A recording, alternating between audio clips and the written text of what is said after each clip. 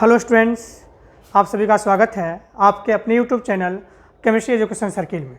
तो हम पिछले वीडियो लेक्चर में हम बात किए थे ठोस के बारे में और ठोस का वर्गीकरण पढ़े थे, जिसमें हम पढ़े थे क्रिस्टलीय और अक्रिस्टलीय ठोस के बारे में, और वहाँ पे पढ़े थे क्रिस्टलीय ठोस का वर्गीकरण भी। और क्रिस्टलीय ठोस जो होते हैं 4 प्रकार के होते हैं, आपको ये बताया गया होगा। वहाँ पे पढ़े थे आयनिक क्रिस्टलीय ठोस आयनिक क्रिस्टलीय ठोस और आयनिक क्रिस्टलीय ठोस के गुण के बारे में। ये जो क्रिस्टलीय ठोस 4 प्रकार के होते हैं, आज उसका दूसरा प्रकार पढ़ेंगे सहसंयोजी क्रिस्टलीय ठोस। जो भी स्टूडेंट इस वीडियो को पहली बार देख रहे हैं, हमारे यूट्यूब चैनल को सब्सक्राइब जरूर कर लें कि आने वाले हर वीडियो का नोटिफिकेशन आप लोग को मिलता रहे। तो चलिए आज की क्लास को हम शुरुआत करते हैं। देखिए, आप लोग गूगल प्ले स्टोर से भी ऐप्स को डाउनलोड करके वहाँ भी आप भी स्टडी कर सकते हैं, और यूट्यूब चैनल से भी। और जितना चीज़ पढ़ाया जाएगा उसका PDF नोट आपको टेलीग्राम चैनल पर दिया जाएगा, टेलीग्राम पर शेयर कर दिया जाएगा। और टेलीग्राम चैनल का नाम है केमिस्ट्री एजुकेशन सर्किल बेगूसराय। इसको सर्च करिएगा, इसी के नाम से ऐप्स भी बना हुआ है, इसी के नाम से यूट्यूब भी चलता है और इसी के नाम से टेलीग्राम भी चलता है। ठीक है बच्चों, चलिए आज की क्लास को हम स्टार्ट करते हैं। कहता है जिनके सफ़र खूबसूरत होते हैं, जिनके सफ़र खूबसूरत होते हैं वह मंजिल के मोहताज नहीं होते हैं। जिनके सफ़र खूबसूरत होते हैं वो मंजिल के मोहताज नहीं होते हैं।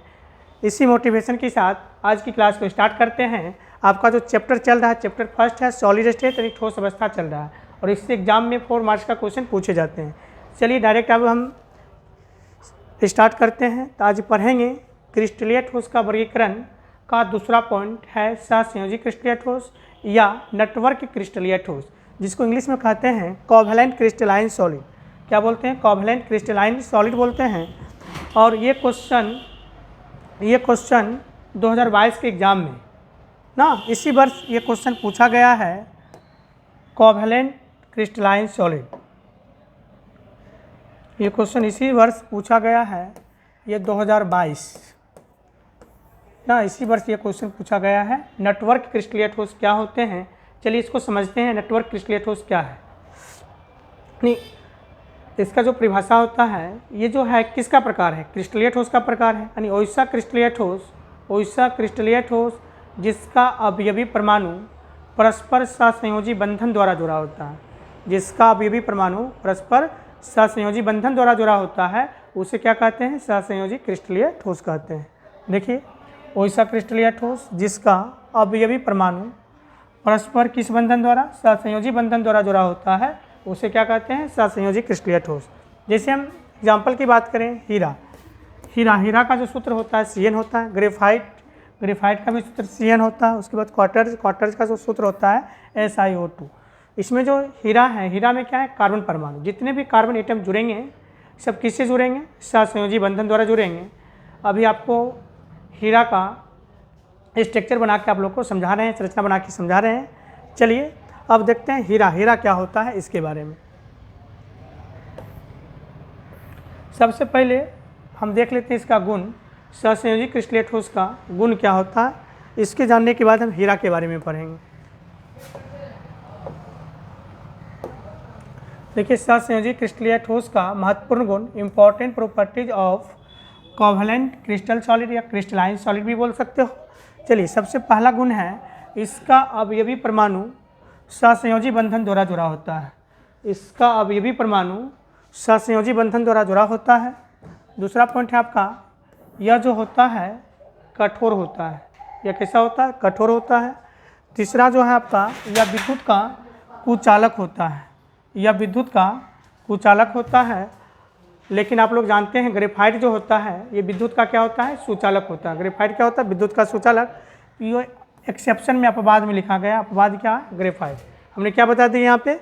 यह विद्युत का कुचालक होता है। कुचालक क्या होता है? जिससे धारा का प्रवाह नहीं होता है ना। तो अपवाद में क्या लिखा दिया? ग्रेफाइट जो होते हैं विद्युत का सुचालक होता है। चौथा पॉइंट है इसका अपवर्तनांक अति उच्च होता है। इसका अपवर्तनांक क्या होता है? अति उच्च होता है। और पाँचवा पॉइंट है इसका द्रव्यनांक, क्वथनांक एवं घनत्व क्या होते हैं? अति उच्च होते हैं।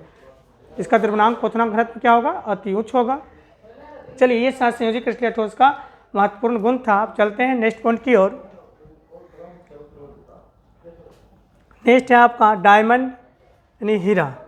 डायमंड क्या होता है, हीरा क्या होता है, इसके बारे में देखते हैं। तो ये आपका डायमंड का स्ट्रक्चर है। ये क्या है, डायमंड का स्ट्रक्चर। आप देखिए, सबसे पहले हीरा के बारे में जान लेते हैं। हीरा जो होता है कार्बन का अपर रूप है। हीरा क्या है, कार्बन का अपर रूप है, और इसका सूत्र क्या होता है, Cn होता है। इसका सूत्र क्या होता है, Cn होता है।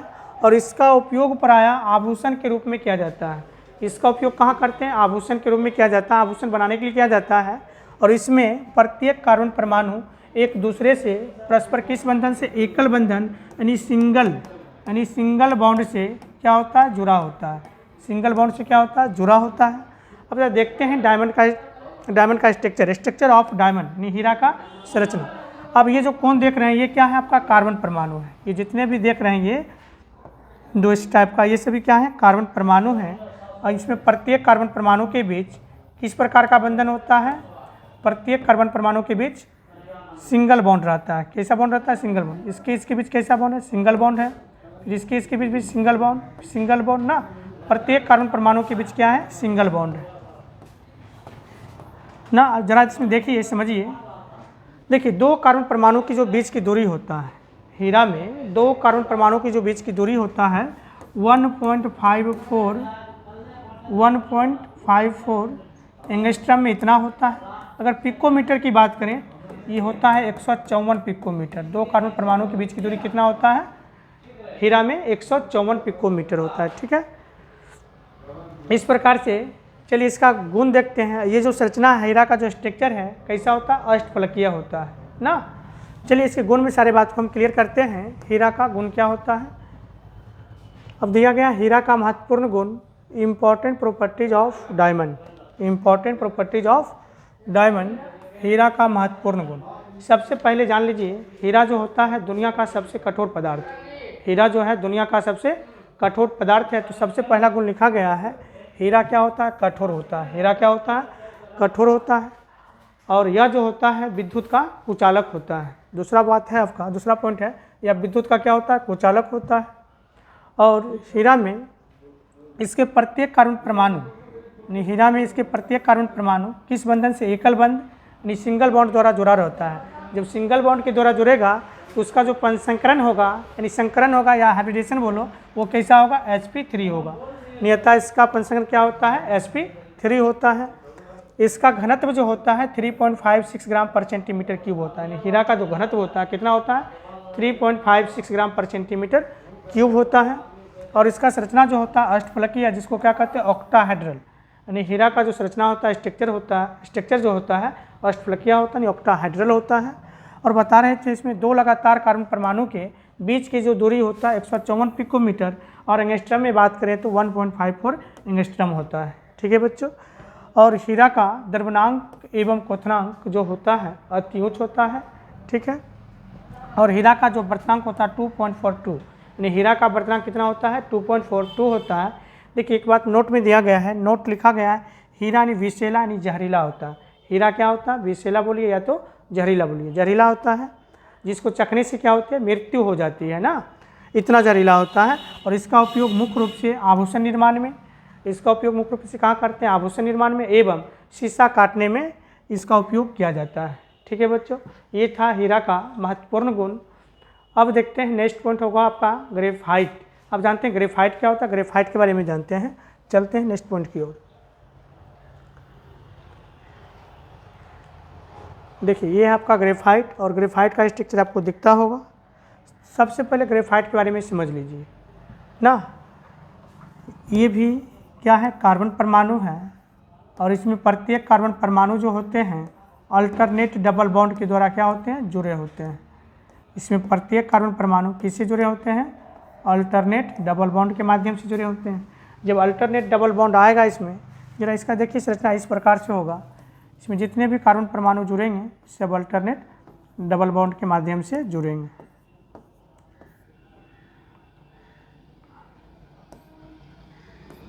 ऐसा संरचना होगा, और प्रत्येक कार्बन एक दूसरे से यहाँ पे मिला हुआ है इस प्रकार से। आप जरा समझिए इसमें ये है क्या।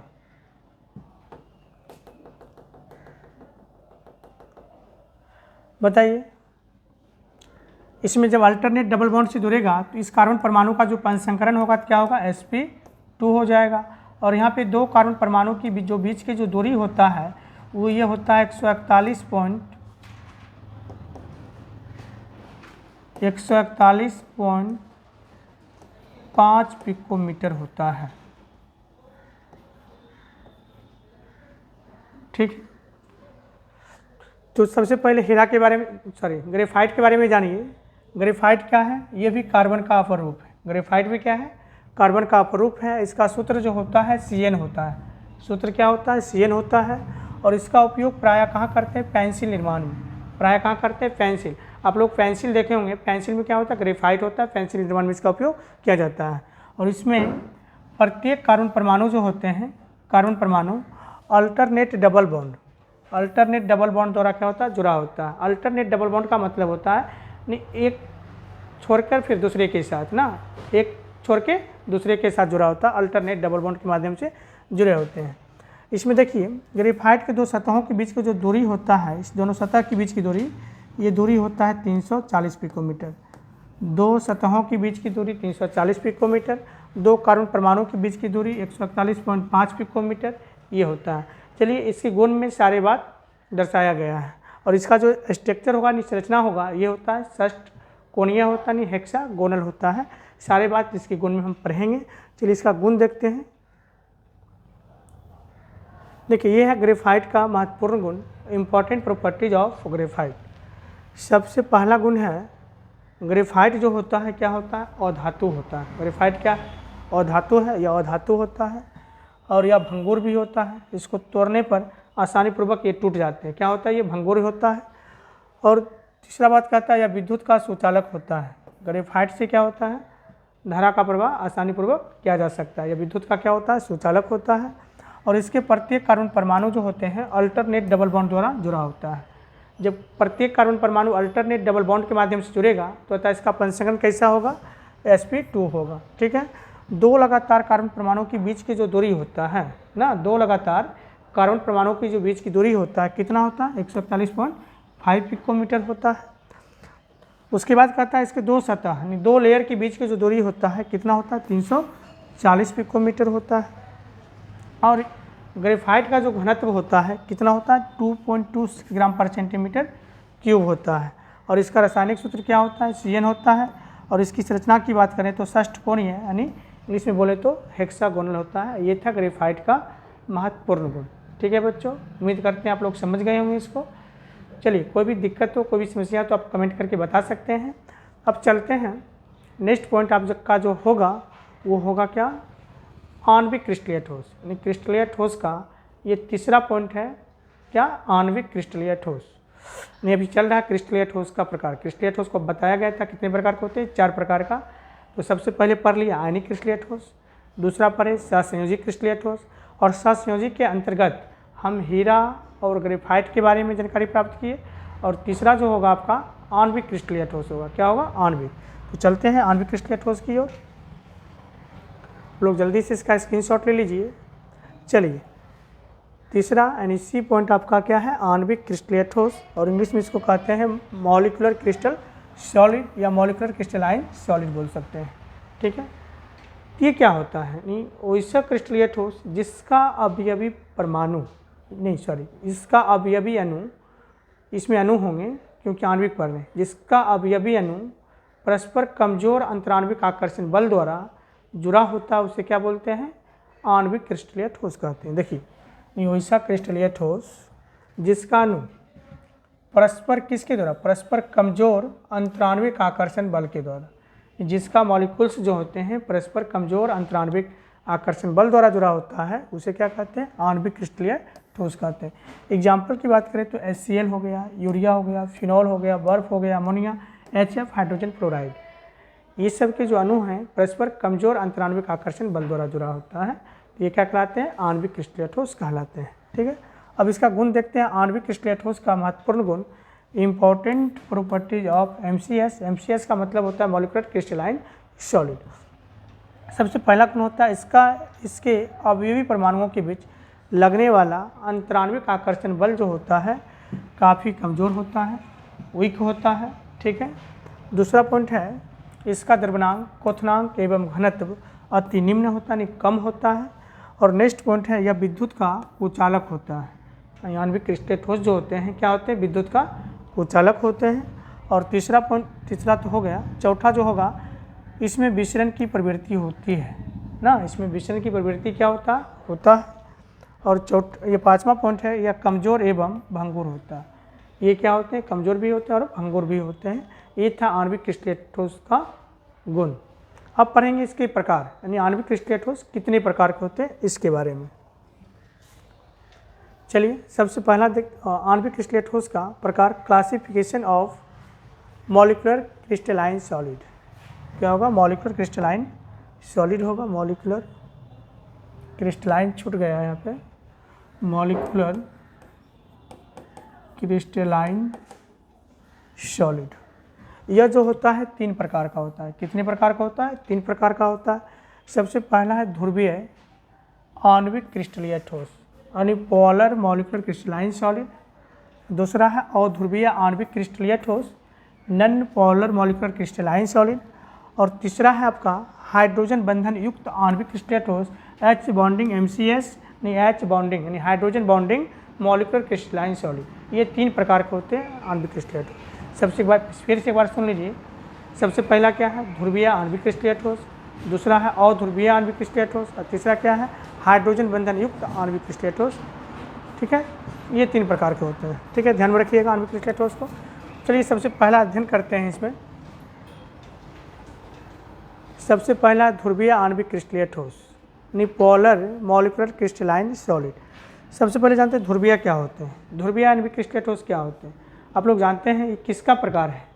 यह जो प्रकार है आणविक क्रिस्टलीय ठोस का प्रकार, तो बोलना होगा वैसा आणविक क्रिस्टलीय ठोस जिसके अवयवी परमाणु, जिसके परमाणु किस रूप से, ध्रुवीय रूप से व्यवस्थित होता है। जिसके परमाणु किस रूप से, ध्रुवीय रूप से व्यवस्थित होता है, उसे क्या कहते हैं, ध्रुवीय आणविक क्रिस्टलीय ठोस कहते हैं। उसे क्या कहते हैं, ध्रुवीय आणविक क्रिस्टलीय ठोस। और ध्रुवीय क्रिस्टलीय ठोस जो होता है प्रायः क्या होता है, अकार्बनिक। जो ध्रुवीय रूप से व्यवस्थित होगा वो प्रायः क्या होता है, अकार्बनिक होता है। अब कहोगे सर अकार्बनिक क्या होता है, और जिसमें कार्बन और हाइड्रोजन, जिसमें कार्बन और हाइड्रोजन दोनों एक साथ नहीं होगा वो क्या होगा, अकार्बनिक होगा। और जिसमें दोनों एक साथ होगा, कार्बन और हाइड्रोजन दोनों एक साथ होंगे, वो क्या होंगे, कार्बनिक होंगे। ये क्या बोला, ध्रुवीय क्रिस्टलीय ठोस प्रायः जो क्या होता है, अकार्बनिक होता, नहीं कार्बन और हाइड्रोजन दोनों एक साथ नहीं होगा। अब देखिए HCl हाइड्रोजन है क्या, कार्बन है, नहीं है। ये क्या है, ध्रुवीय रूप से CO2 कार्बन है, हाइड्रोजन नहीं है। HNO3 हाइड्रोजन है तो कार्बन नहीं है ना। ये आपका HCl हो गया, कार्बन डाइऑक्साइड हो गया, और नाइट्रिक अम्ल। ये सब क्या होते हैं, ध्रुवीय रूप से व्यवस्थित होते हैं। और ध्रुवीय रूप से जो व्यवस्थित होगा वो कैसा होगा, अकार्बनिक होगा। ठीक है बच्चों, चलते हैं नेक्स्ट पॉइंट की ओर। अध्रुवीय आणविक क्रिस्टलीय ठोस, non polar molecular crystalline solid, यानी वैसा आणविक क्रिस्टलीय ठोस जिसके अवयवी परमाणु अध्रुवीय रूप से, जिसका अवयवी परमाणु अध्रुवीय रूप से क्या होते हैं, व्यवस्थित होते हैं। किस रूप से, अध्रुवीय रूप से व्यवस्थित होगा, उसे क्या बोलेंगे, अध्रुवीय आणविक क्रिस्टलीय ठोस कहेंगे। अध्रुवीय क्रिस्टलीय ठोस प्रायः, देखिए अध्रुवीय क्रिस्टलीय ठोस जो होता है प्रायः क्या होता है, कार्बनिक होता है। प्रायः क्या होता है, कार्बनिक होता है। जैसे CH4, इसमें कार्बन और हाइड्रोजन दोनों आ रहे हैं, कार्बन हाइड्रोजन दोनों, इसमें भी कार्बन और हाइड्रोजन दोनों हैं, सब में देख रहे हैं कार्बन और हाइड्रोजन। ये प्रायः क्या होता है, कार्बनिक होता है। जैसे एग्जाम्पल बता सकते हो, CH4 मीथेन होता है, benzene, urea, phenol, alcohol etc। ठीक है, या तो बोल सकते हैं सभी अक्रिय गैस। सभी अक्रिय गैस जो होते हैं ये भी क्या होते हैं, अध्रुवीय रूप में व्यवस्थित होते हैं। ठीक है, जैसे हीलियम, नियॉन, आर्गन, क्रिप्टॉन, ज़ेनन और रेडॉन, ये क्या है, अक्रिय गैस है। या तो बोल सकते हैं आप A2 के रूप में, A2 के रूप में उपस्थित सभी गैसें होता है, यानी A2 के रूप में सभी गैसें। जैसे A2 के रूप में उपस्थित होते हैं gas hydrogen, hydrogen, chlorine, iodine, या तो और बोल सकते हैं ऑक्सीजन ना, नाइट्रोजन, ये सब A2 के रूप में उपस्थित सभी गैसें होता है। ठीक है बच्चों, ये था अध्रुवीय आणविक क्रिस्टलीय ठोस का एग्जाम्पल बता रहे थे। ठीक है, अब पढ़ेंगे इसका तीसरा पॉइंट होगा हाइड्रोजन बंधन युक्त आणविक क्रिस्टलीय ठोस। आप लोग जल्दी से इसका स्क्रीनशॉट ले लीजिए। चलते हैं नेक्स्ट पॉइंट की ओर। नेक्स्ट जो है हाइड्रोजन बंधन युक्त आणविक क्रिस्टलीय ठोस है, हाइड्रोजन बंधन युक्त। देखिए इसको समझते हैं, ये क्या होता है। ये भी किसका प्रकार है, आणविक क्रिस्टलीय ठोस का प्रकार है। वैसा आणविक क्रिस्टलीय ठोस जिसके अवयवी परमाणु परस्पर, जिसका अवयवी परमाणु परस्पर किसके द्वारा जुड़ा हो, हाइड्रोजन बंधन के द्वारा, जिसका अवयवी परमाणु परस्पर किसके द्वारा, हाइड्रोजन बंधन के द्वारा जुड़ा होता है, उसे क्या कहते हैं, हाइड्रोजन बंधन युक्त, उसे क्या कहते हैं, हाइड्रोजन बंधन युक्त आणविक क्रिस्टलीय ठोस कहते हैं।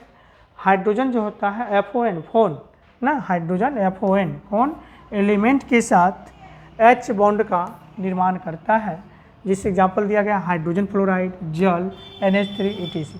किस प्रकार निर्माण करता है जरा देखिए, FON, इसको फोन भी बोल सकते हैं, FON, ठीक। यहाँ पर हाइड्रोजन लीजिए, देखिए हाइड्रोजन जब इसके साथ विक्रिया करेगा तो क्या बनाएगा, HF बना लेगा, यानी हाइड्रोजन फ्लोराइड। ये हाइड्रोजन इसके साथ विक्रिया करेगा तो क्या बना लेगा, NH3, और ये हाइड्रोजन इसके साथ जब करेगा, हाइड्रोजन का विक्रिया ऑक्सीजन के साथ होगा तो यहाँ पे दो चीज़ बनेगा, एक तो बनेगा जल H2O और एक क्या बनेगा H2O2, हाइड्रोजन परऑक्साइड ना। ये बात बोला ना, हाइड्रोजन FO एलिमेंट के साथ H बॉन्ड हाइड्रोजन बॉन्ड का निर्माण करता है।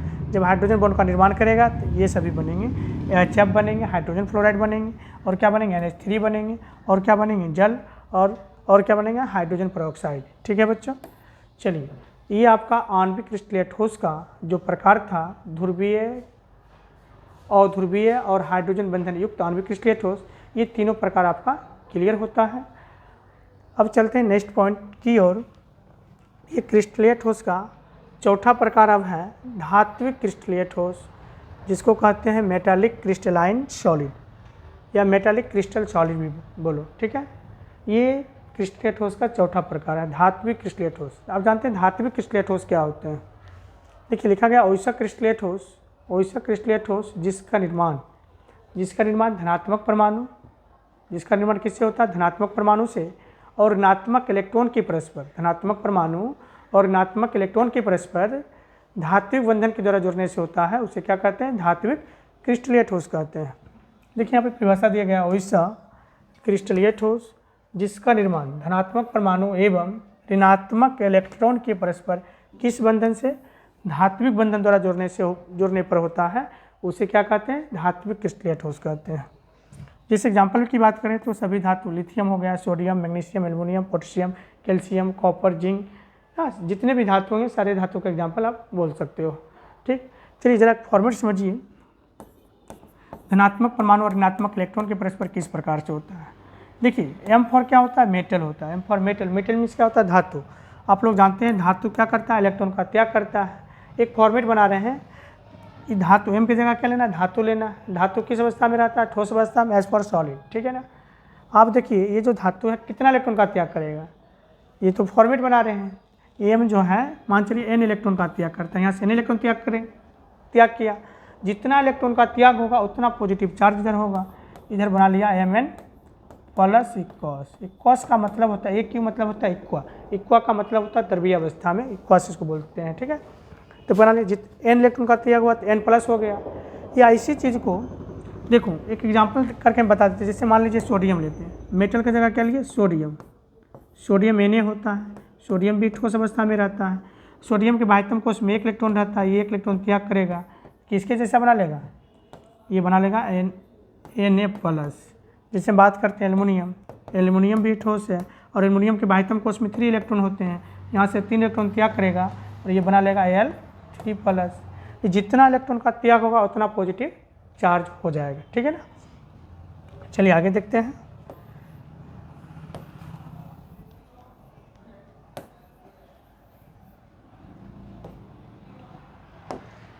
देखिए या तो इसी को इस फॉर्मेट इस प्रकार से लिख सकते हैं, यहाँ क्या लिखा हुआ Mn प्लस इक्वस।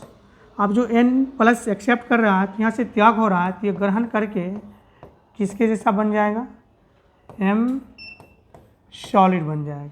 अब Mn प्लस वाले को क्या बोलोगे, इसको बोलोगे आप धनात्मक परमाणु। N इलेक्ट्रॉन को क्या बोलोगे, ऋणात्मक इलेक्ट्रॉन। और ये क्या प्राप्त हो गया, तो यहाँ से ये ऋणात्मक इलेक्ट्रॉन हो गया और ये यहाँ से धातु, ये क्या है? धातु। देखिए यहाँ से परिभाषा स्पष्ट होता है, ओइसा आणविक क्रिस्टलीय ठोस जिसका निर्माण किससे होता है? धनात्मक परमाणु। किससे होता है? धनात्मक परमाणु। और किससे होता है? ऋणात्मक इलेक्ट्रॉन के परस्पर धात्विक बंधन के द्वारा जोड़ने से होता है। उसे क्या कहते हैं? धात्विक क्रिस्टलीय ठोस। और एग्जाम्पल आप बता सकते हैं, सभी धातु, lithium, sodium, aluminium, potassium, calcium ना, कॉपर, जिंक, ये सभी धातु आप लोग एग्जाम्पल में दे सकते हैं। ठीक है, अब देखते हैं धात्विक क्रिस्टलीय ठोस का महत्वपूर्ण गुण। इसका गुण क्या होता है इसके बारे में।